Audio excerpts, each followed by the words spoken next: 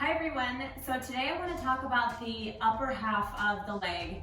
And once again, we have a variety of mobility tools that we can use for this rollout.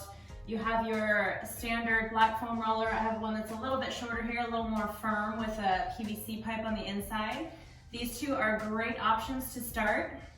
What I'm going to use today is the Rogue Supernova and a lacrosse ball. So once we start getting a little more intense with our rolling and getting into it a little bit more seriously, these mobility tools are going to be really helpful in digging in a little deeper into those trouble areas. So I'm going to start with the Supernova today. Last week we focused on the bottom of the foot and into the calf. So this week we're going to get into the upper half of the leg. So taking that ball, and again, we're looking for any tender spots that there may be. And those tender spots, you almost want to imagine like there's a little bit of a twist in your t-shirt. We were talking about wearing tight pants in the last video and our inability to move properly when we're wearing tight pants. So those knots and those adhesions in the muscles, when we find it, you want to relax into it, put as much pressure as you can, take a couple of deep breaths, kind of work your way through that so that we're eventually working on untwisting that knot. Okay? So we're going to do this with the hamstrings, both sides. 1 to 2 minutes if you can would be best, but again, anything is better than nothing. So once you get done rolling through the hamstring, we're going to roll into the quads here. So I'm going to flip over, and just like I would with a normal roller, I'm going to get that ball right into the quads here. And same thing, getting all the way through where that muscle inserts at the hip and all the way down into the knee. And then I can also get much more precise right around that knee in the outside of the quad here, through on the inside.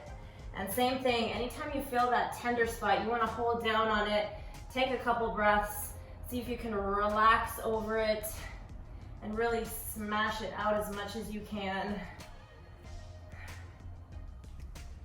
Okay?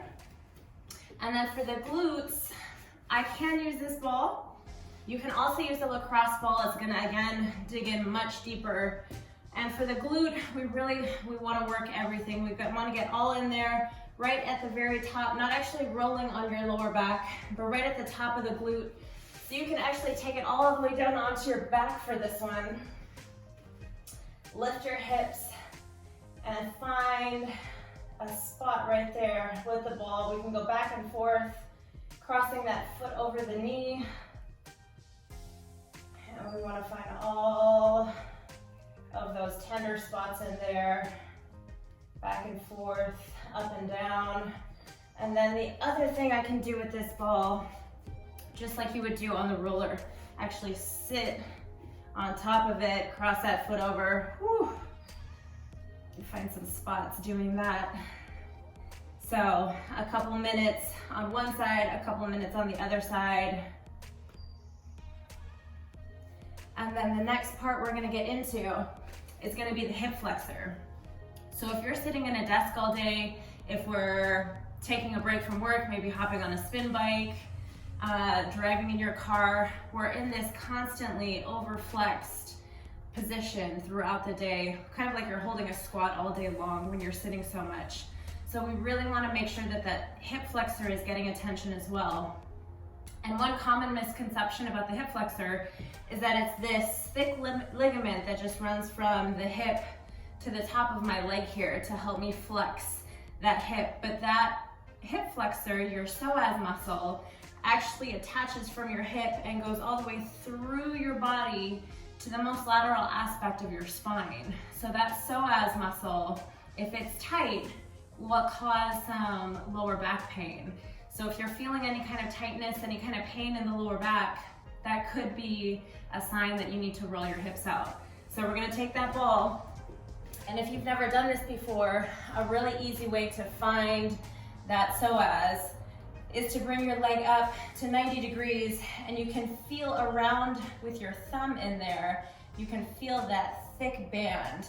That's where we're gonna put the ball. take it down to the floor and roll through there. So this is gonna be pretty tender if you're not used to it. And again, you wanna take a couple deep breaths, find a spot, hold down on it, take a nice big inhale, and try to relax as much weight into it as possible, right through there. So that hits the lower half of the psoas. A little trick I just learned, again, from Kelly Starrett. You're gonna take that lacrosse ball. So we wanna get up into the higher aspect of the psoas here where it starts to attach to the spine. You can take it onto your back and you're gonna find your belly button. You're gonna take that lacrosse ball and put it just off to the side of the belly button. And we're gonna run through kind of at your oblique angle here. So I'm gonna flip over onto my stomach, holding that ball in place. I'll do it on the other side so you can see it. And that ball, we're gonna smash that psoas around in your gut there. So again, maybe some positions that you're not quite used to might be a little uncomfortable, but we're going for function. So we want to make sure that everything is properly rolled out, stretched, and we're getting the amount of mobility that we need for all of these movements. All right, so have fun, spend some time on it, and we'll see you next time.